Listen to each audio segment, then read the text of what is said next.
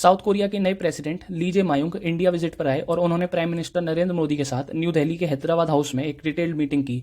ये विजिट इसलिए भी सिग्निफिकेंट है क्योंकि लगभग 8 साल बाद किसी साउथ कोरिया प्रेसिडेंट की यह पहली ऑफिशियल विजिट है।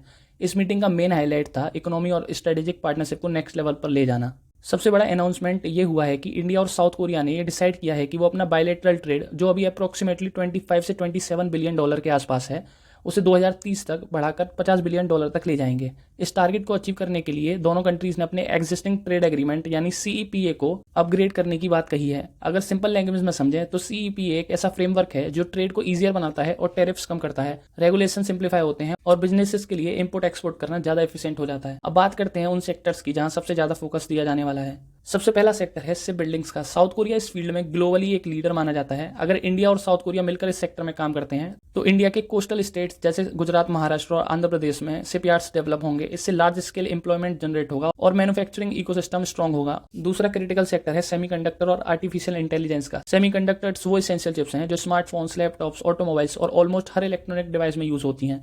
साउथ कोरिया की कंपनीज जैसे सैमसंग और एलजी इस डोमेन में ग्लोबल लीडर्स हैं। अगर ये कंपनीज इंडिया में मैन्युफैक्चरिंग और रिसर्च एंड डेवलपमेंट एक्सपेंड करती हैं तो इंडिया की डिपेंडेंसी इंपोर्ट्स पर कम होगी और एक हाई स्किल जॉब्स का क्रिएशन होगा। इसके अलावा defence corporation, green energy projects और क्रिटिकल मिनरल सप्लाई चेन को भी एनहेंस करने की बात बोली गई है। अब सवाल यह है कि इसका इम्पैक्ट एक कॉमन इंडियन सिटीजन पर कैसे होगा।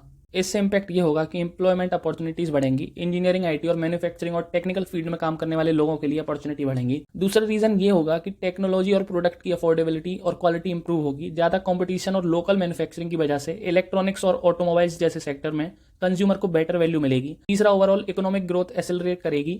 ट्रेड इंक्रीज होने से जीडीपी को बूस्ट मिलेगा और इंफ्रास्ट्रक्चर डेवलपमेंट फास्ट होगा और लॉन्ग टर्म में सिटीज और इंडस्ट्रियल हब्स का एक्सपेंशन होगा। ग्लोबल सप्लाई चेन में इंडिया की पोजीशन स्ट्रांग होगी। करंट ग्लोबल कंडीशन के बीच डाइवर्सिफाइड पार्टनर्स इंडिया को एक रिलायबल मैन्युफैक्चरिंग और एक्सपोर्ट हब बनाने में हेल्प करेंगे। प्राइम मिनिस्टर ने भी स्टेटमेंट को समराइज करते हुए बोला है कि from chips to ships, talent to technologies. इसका मतलब है ये कोलैबोरेशन सिर्फ ट्रेड तक लिमिटेड नहीं है, ये इनोवेशन, कल्चर, एनर्जी और लॉन्ग टर्म ग्रोथ का एक कॉम्प्रिहेंसिव पार्टनरशिप है। अंत में ये कहना गलत नहीं होगा कि ये विजिट सिर्फ एक डिप्लोमेटिक मीटिंग नहीं बल्कि इंडिया के ग्लोबल इकोनॉमिक रोल को स्ट्रेंथन करने के डायरेक्शन में एक स्ट्रॉन्ग स्टेप है। तो आपका क्या मानना है? क्या आपके हिसाब से ये कोलैबोरेशन इंडिया की डेवलपमेंट को एक्सेलरेट करेगा? कमेंट सेक्शन में अपनी राय जरूर दीजिए। अगर आपको वीडियो इन्फॉर्मेटिव लगा हो तो लाइक करिए, शेयर करिए और चैनल को सब्सक्राइब करना ना भूलिए। मिलते हैं नेक्स्ट वीडियो में। जय हिंद।